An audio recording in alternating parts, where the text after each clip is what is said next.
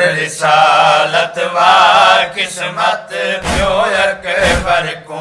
विच मारो बन दिया जार रिसालत वा किस्मत प्यो अकबर को विच मारो बन दिया जार रिसालत वा किस्मत प्यो अकबर को विच मारो बन बदला शाह चैद तन तनहा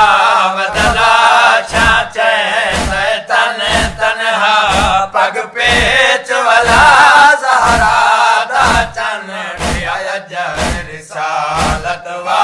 किस्मत प्यो अकबर दा विच मारो बन दिया जार रिसालत वा किस्मत प्यो अकबर दा मारो बन दिया जार रिसालत वा किस्मत प्यो अकबर को विच मारो बन दिया जार रिसालत वा किस्मत प्यो अकबर को विच मारो बन खट कबार निशान मिटैंदा है असगर दे दे टिकैंदा है खट कबार निशान मिटैंदा है असगर ते देद टिकैंदा है मत बच पवे पामाली तू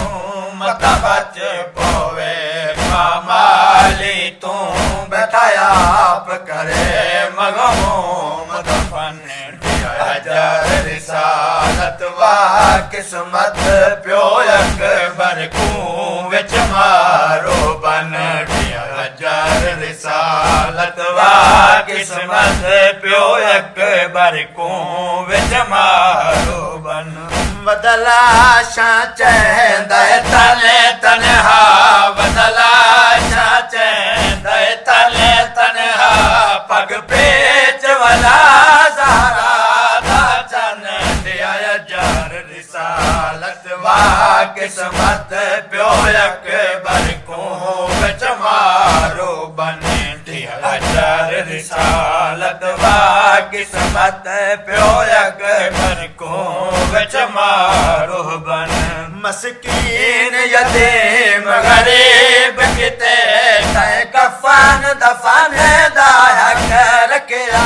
मस्कीन यतीम गरीब किते तय कफन दफन दाया कर किया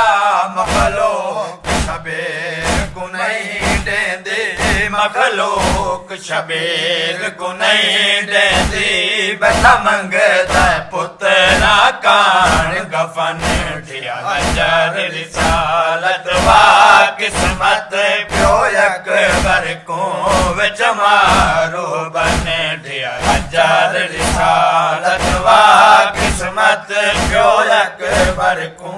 विच मारो बन दिया जार रिसालत वा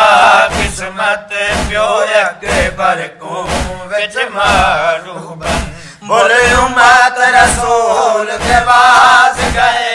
रोल खाक बतूल के नाज गए बोले उम्मत रसूल के पास गए रोल खाक बतूल के नाज गए बेगोर कफन सहरावा विच बेगोर कफन सहरावा विच ततहीर की सादा पंजवा तन दिया जार रिसालत वा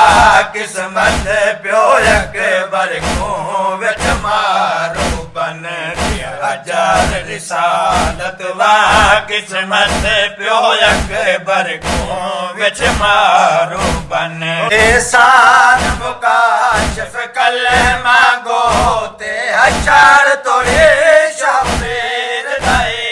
एहसान मुकाशिफ कलमा गोते हशार तोड़े शबीर दाए मकतल को खून चितारे करके मकतल को खून चितारे करके सर चाड़े गए लोग सिनाते हन दिया जार रिसालत वा किस्मत प्यो अकबर को विच मारो बन दिया जार रिसालत वा किस्मत प्यो अकबर को